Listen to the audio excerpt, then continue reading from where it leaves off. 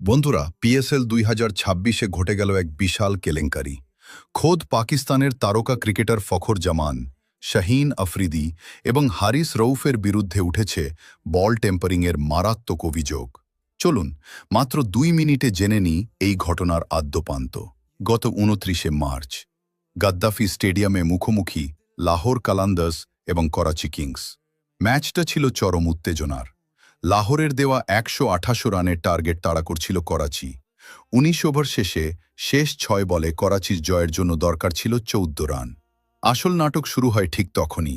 হারিস রউফ শেষ ওভার বল করতে আসার ঠিক আগে অধিনায়ক শাহীন আফ্রিদি, রউফ এবং ফখর জামান মাঠের মধ্যেই বল নিয়ে একটি গোপন আলোচনায় বসেন।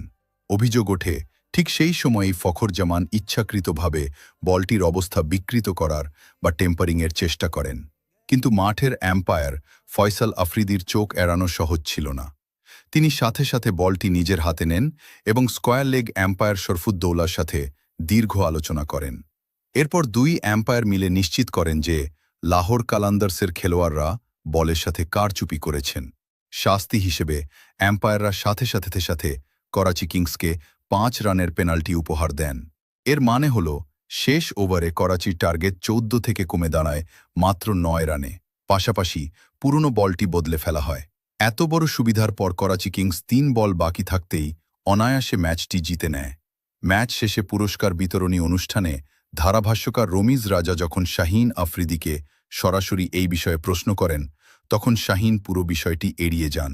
তিনি দাবি করেন যে এই বল টেম্পারিংয়ের বিষয়ে তিনি কিছুই জানেন না। তবে পাকিস্তান ক্রিকেট বোর্ড কিন্তু চুপ বসে নেই। পিসিবি ফখর জামানকে লেভেল 3 অপরাধে আনুষ্ঠানিকভাবে অভিযুক্ত করেছে।